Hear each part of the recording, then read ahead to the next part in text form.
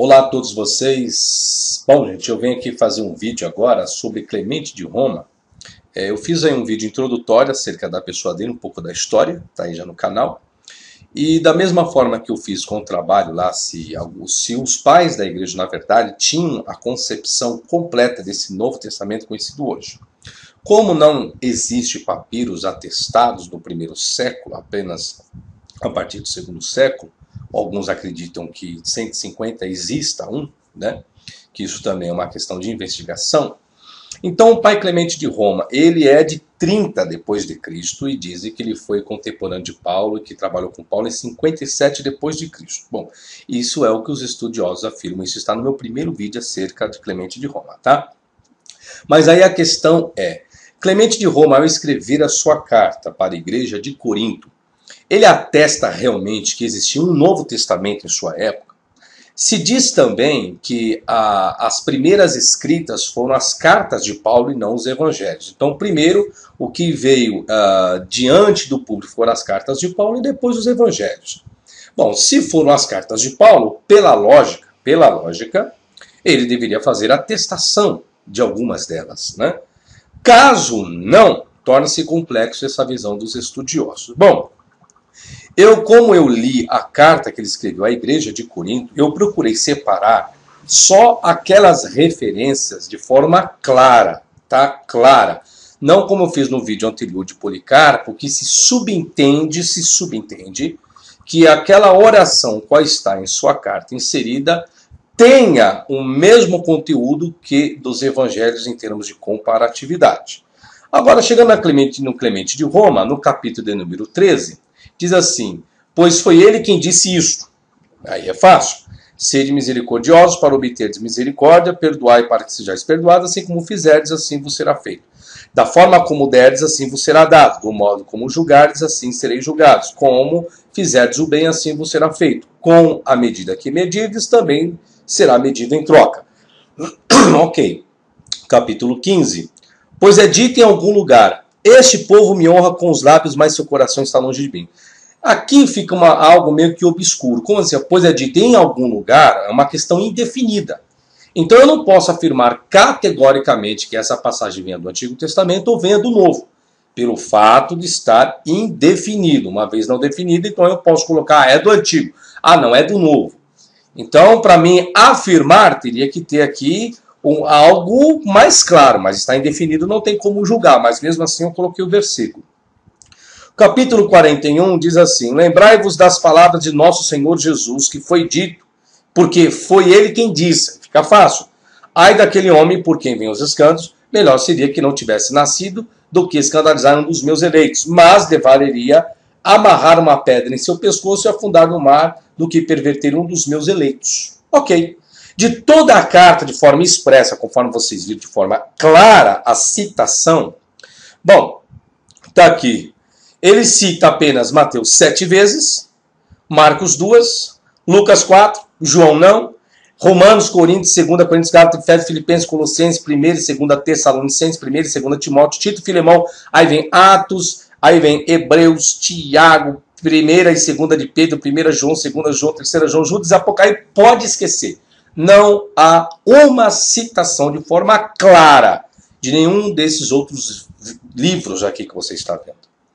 Então, se Clemente é de 30 depois de Cristo e morre, segundo alguns estudiosos, em 100 depois de Cristo, então para ele o que existia de citação é apenas... Veja, gente, quando eu coloco aqui 7 atestações de Mateus, não é o livro todo de Mateus, está bem específico aqui. São apenas partes, não é o todo. E Clemente, ele não trata a divisão teológica de Jesus ser Deus, isso e aquilo, não.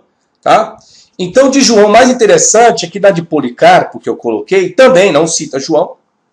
Só que de Policarpo eu não fiz da mesma forma que Clemente. Expressões claras, tá? Por isso que lá no vídeo de Policarpo eu deixei bem claro. Estou colocando aqui as atestações, algumas subjetivas e outras de formas claras. Eu não separei como fiz aqui. Então, para os outros pais da igreja, eu vou separar citações claras. Não que subentende, eu acho que quando Clemente ditou isso, eu acredito, eu acho que ele pegou do evangelho tal. Não, eu não vou colocar a questão, conforme o estudioso que eu estou estudando aqui, colocou essa comparação. Eu não quero colocar a questão do achar. Eu vou colocar de questão clara. Não, está citado no seu documento, ele citou, está aqui. Então, por quê? Fica mais claro de poder avaliar.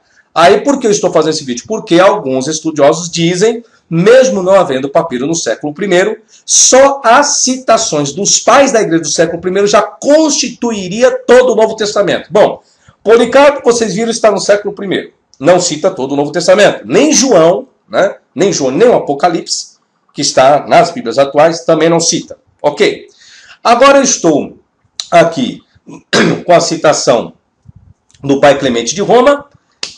Dentre os evangelhos, volta, não é todo o livro do evangelho que eles citam. Deixar isso bem claro para vocês.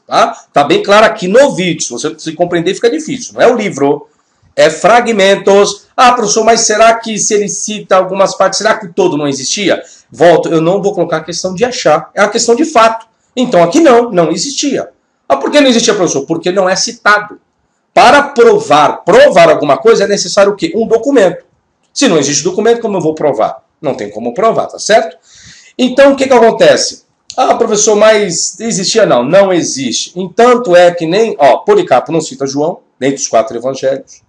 Aqui também é a mesma coisa, também não é citado, e só citado apenas isso aqui. Voltando, entre essas passagens entre Mateus, Marcos e Lucas são as visões sinóticas, tá? As visões sinóticas. Então, até aqui eu já poderia diminuir um pouco mais. Por quê? Porque a citação que está em Marcos é a mesma de Mateus, a mesma de Lucas. É a mesma.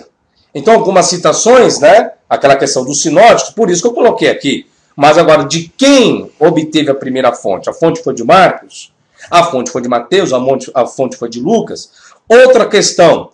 Bom, o pai da igreja, o Clemente, ele conhecia o hebraico, ele conhecia o aramaico, ele conhecia o grego. Porque se ele obtém essa fonte de que, ele pegou de Mateus, mas dizem que Mateus foi escrito em hebraico. Se foi escrito em hebraico, então ele pediu para um copista traduzir. Ou ele pediu para um copista conhecer o aramaico traduzir o evangelho de Marcos para poder fazer essa citação. Ou ele pegou do evangelho de Lucas, que diz que foi escrito em grego, e fez a citação. Entende? São coisas obscuras. Então não existe uma questão do achar, né? Da achologia. Então é uma questão de fato comprovada. Então, voltando aqui. Esse pai da igreja Clemente, as suas citações não têm como dizer que o Novo Testamento era completo em sua época, no seu período e no seu tempo. Então, volto, eu estou trabalhando com o século I, né? Os pais da igreja do século I, depois eu vou trabalhar com os pais da igreja do século II, o terceiro e o quarto século.